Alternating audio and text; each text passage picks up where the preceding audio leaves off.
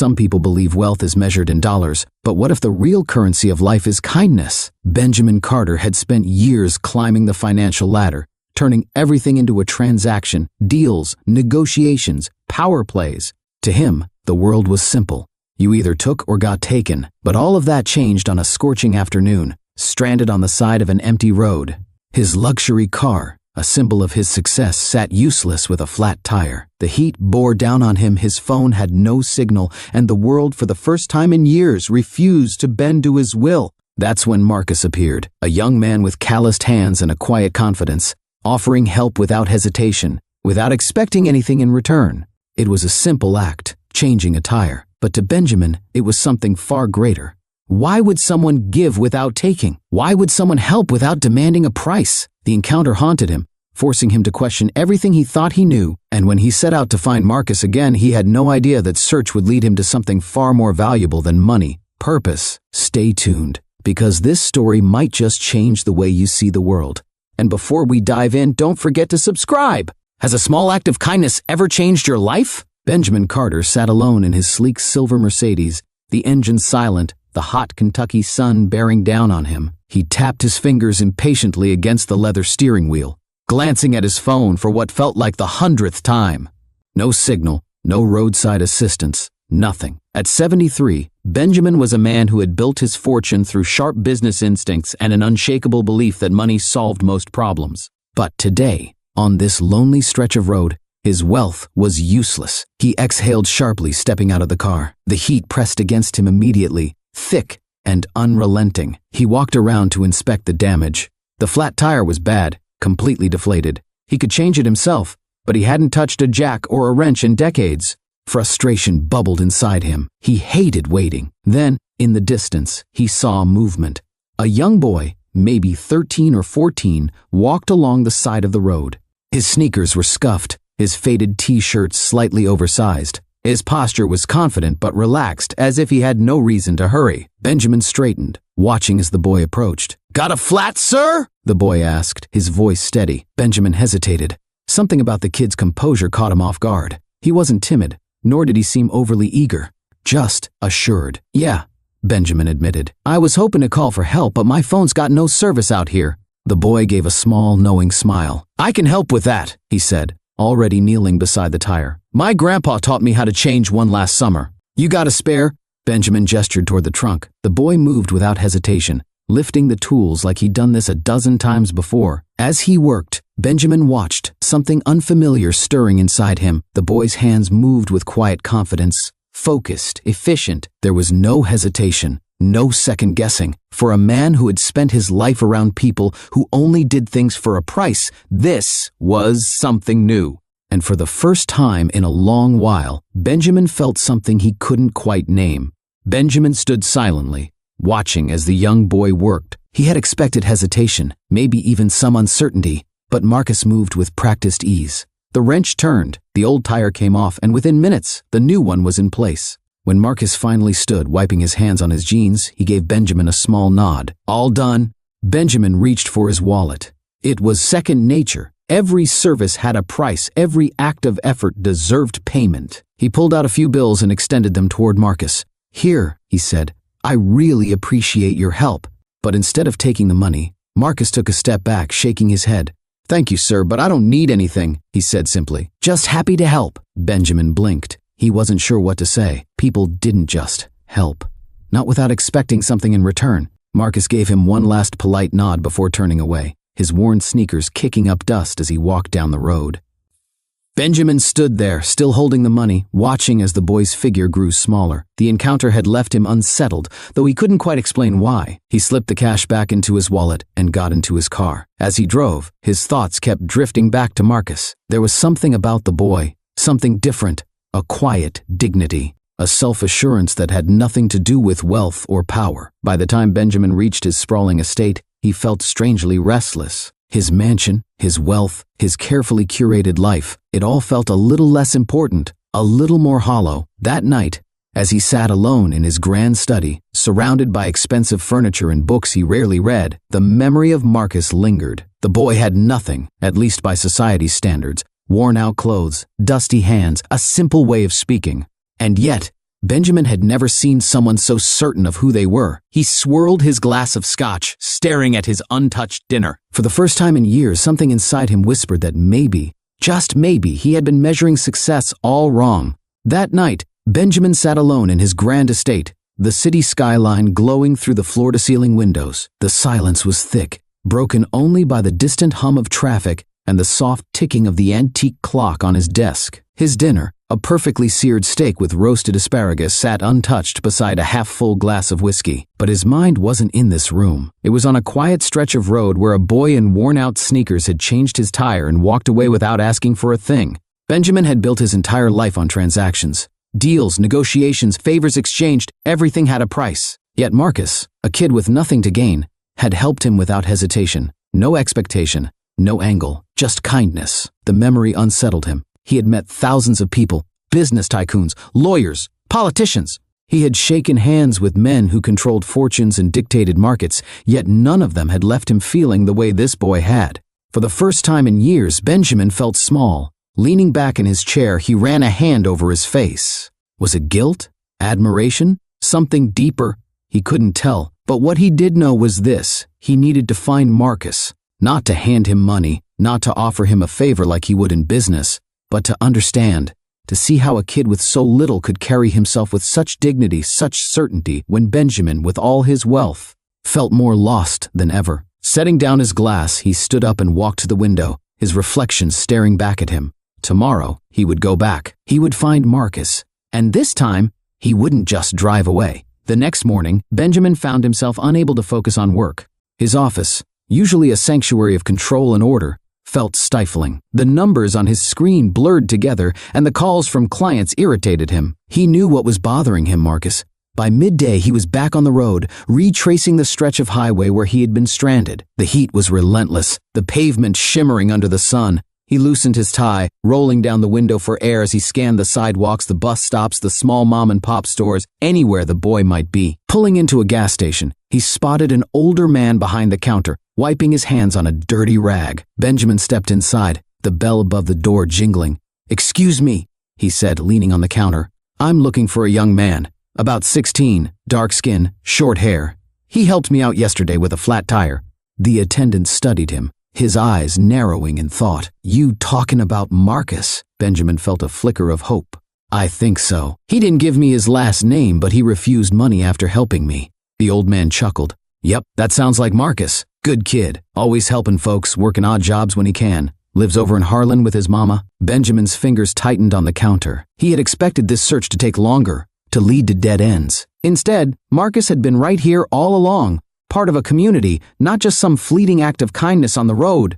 "Do you know exactly where?" Benjamin asked. The old man nodded, giving him an address scribbled on a torn receipt. "Ain't much, but they make do." Benjamin took the slip of paper, hesitating. What exactly was he doing? What kind of man just showed up at a kid's house unannounced? But something deep inside told him he had to go. This wasn't just about gratitude. It was about something bigger. He climbed back into his car, gripping the steering wheel. He was going to find Marcus. Benjamin drove through the narrow streets of Harlan, his luxury sedan feeling out of place among the small, aging houses. He passed children playing on sidewalks, older folks sitting on porches, and families gathered outside enjoying the afternoon breeze. It was a world apart from his own, a world where survival and community meant more than money and status. When he reached the address the gas station attendant had given him, he hesitated. The house was modest, its paint chipping in places, the porch slightly slanted.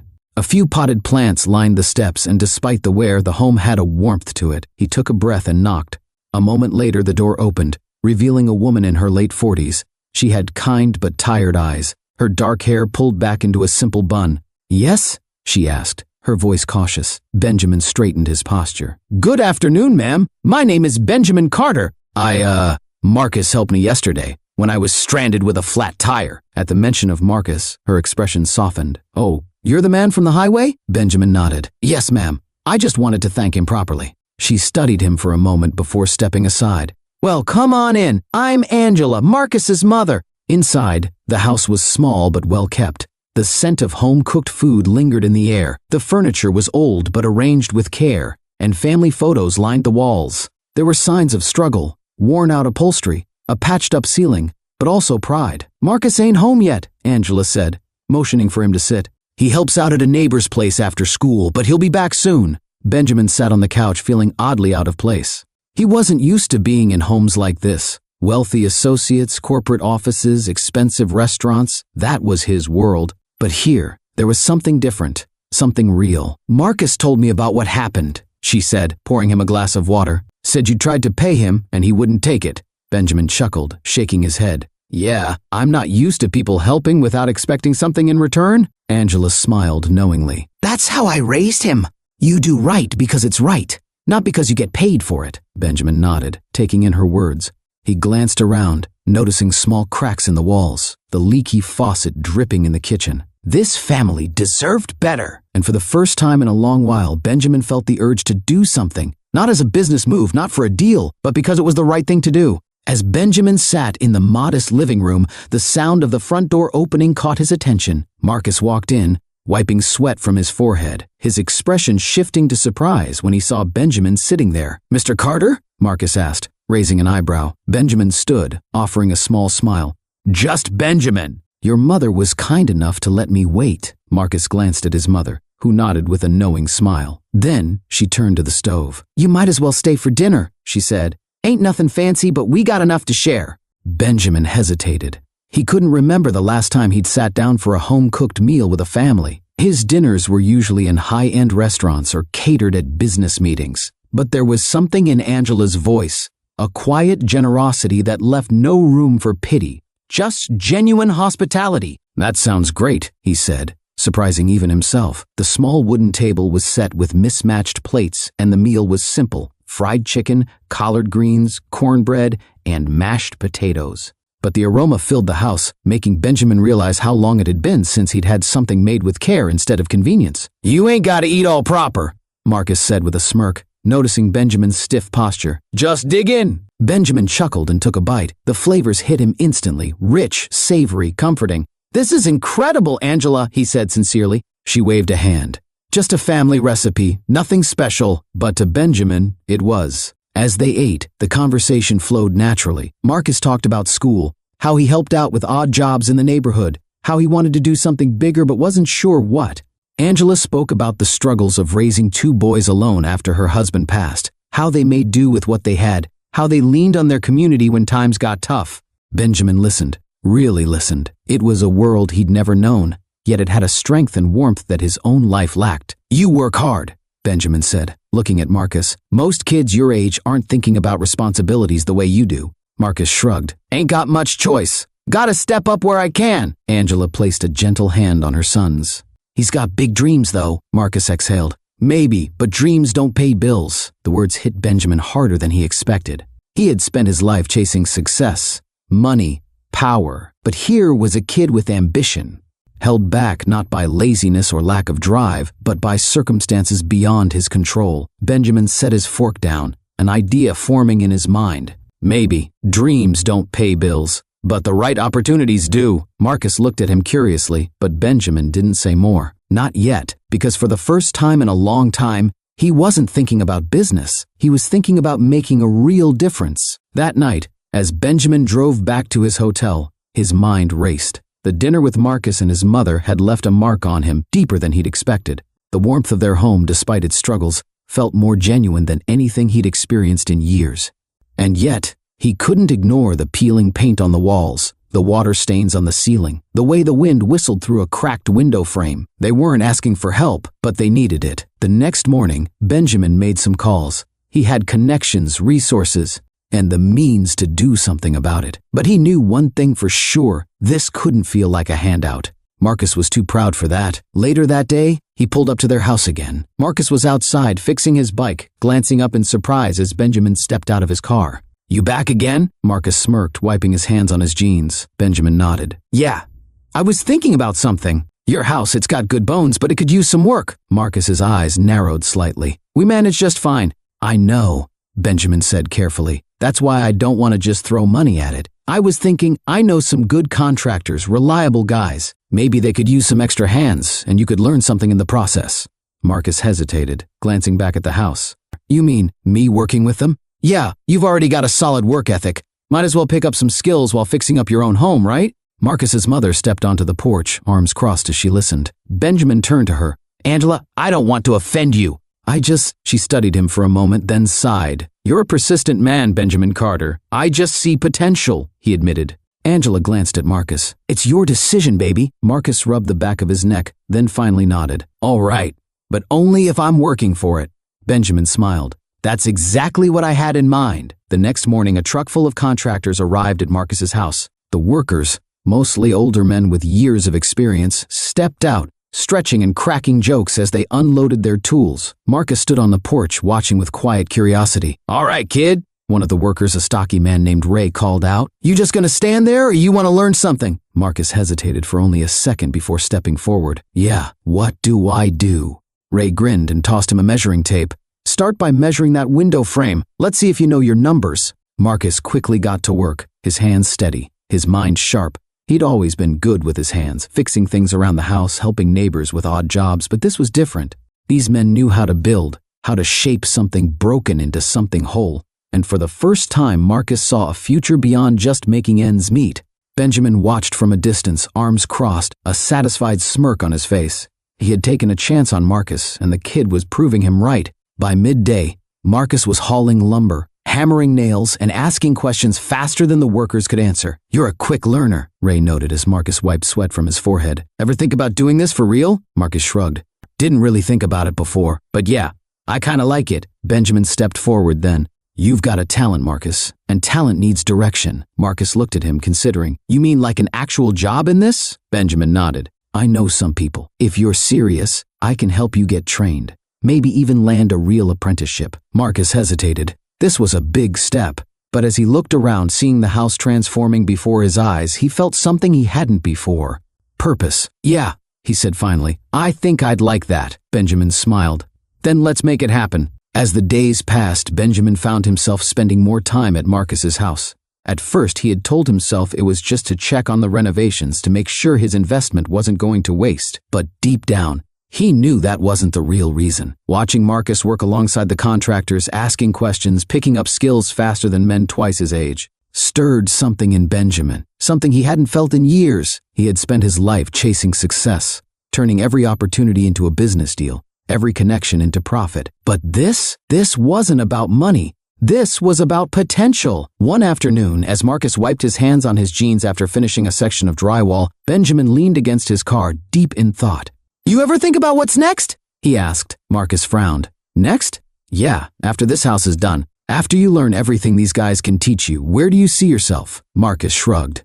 "I don't know. Never really had the chance to think that far ahead." Benjamin exhaled, nodding slowly. "That was the problem, wasn't it? Too many young black kids like Marcus had the talent, the drive, but no road to walk on, no one to guide them." That night, Benjamin sat in his high-rise apartment, looking out over the city skyline. The view used to fill him with pride, a reminder of how far he had come. But now it felt empty. Success without purpose was meaningless. He pulled out his phone, scrolling through his contacts. He had connections in real estate, construction, business development. What if he used them for more than just making money? The next morning he called Marcus. "Meet me at the house," he said. "I've got an idea." When Marcus arrived, Benjamin was already there, leaning against his car, arms crossed. "You've got talent, Marcus, but talent needs direction. So here's the deal. I'm starting something, a program, something that'll help young black men like you get into trades, construction, real estate, whatever skills they need to build their own futures." Marcus stared. "You serious?" Benjamin smirked. "Dead serious. And I want you to be the first." For the first time in a long time, Benjamin felt like he was building something that actually mattered. The day had finally come. The house, once worn down and crumbling, now stood strong, its fresh coat of paint gleaming under the afternoon sun. The leaky roof was replaced, the floors restored, and the once failing foundation reinforced. It wasn't just a house anymore. It was a home, a symbol of resilience. Marcus stood in the front yard, staring at it in disbelief. His mother, wiping away tears, shook her head in wonder. "I don't even have words," she whispered, looking at Benjamin. "I never thought we'd see this day." Word had spread throughout the neighborhood, and soon people gathered. Neighbors, friends, even the workers who had helped with the renovations, they all came to celebrate. Someone set up a barbecue. Children ran through the yard laughing, and for the first time in a long time, there was joy in the air. Benjamin stood back, watching it all unfold. He had spent years surrounded by wealth, luxury, and power, but he had never felt this kind of fulfillment. Marcus's mother walked up to him. "You didn't have to do this," she said, her voice thick with emotion. "But you did, and I won't forget it." Benjamin nodded, humbled. "You raised an incredible son. He's going to do great things." Marcus approached then, his expression serious. "You really meant what you said about helping kids like me?" Benjamin extended a hand. "I don't make empty promises, Marcus." As they shook hands, Marcus smiled for the first time that day, not out of gratitude, but out of belief. Belief that his future was no longer just a distant hope. This wasn't just an ending, it was the beginning of something bigger,